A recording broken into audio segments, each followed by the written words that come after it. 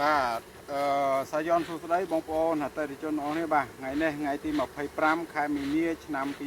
2025បាទហើយពេលនេះយើងកំពុងតែស្ថិតនៅក្នុងកសិដ្ឋានឃ្មុំរបស់យើង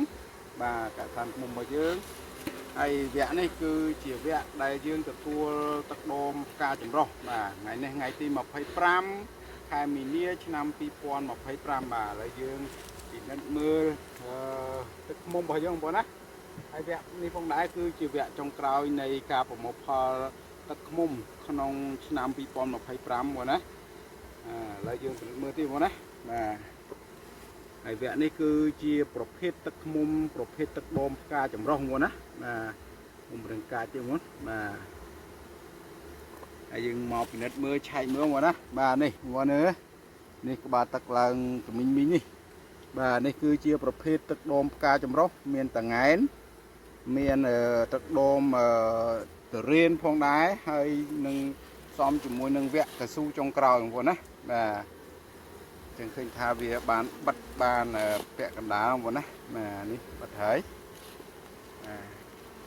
ឃ្មុំយើងពូជយើងក៏នៅល្អផងដែរបងប្អូនណាគឺនៅពេញតែម្ដងបងប្អូនណានៅពេញតែម្ដង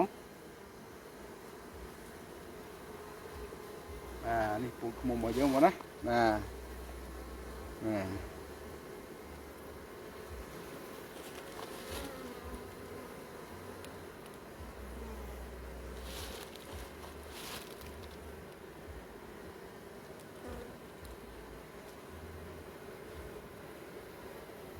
làកូនក៏ល្អមកណានេះសម្រាប់បងប្អូនត្រូវការពូជឃ្មុំយកទៅចូលចំការឬក៏យកទៅបង្រៀនឬក៏ដាក់ក្នុងសួនដំណាំឲ្យយើងមានចែកជូនបងប្អូនណាបាទ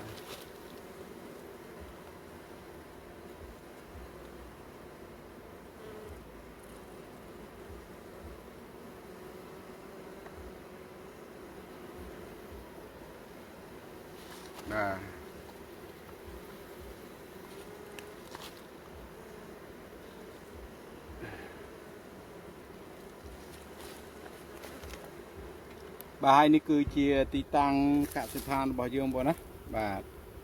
តាំងនៅក្នុងកសិដ្ឋានរបស់យើងបាទ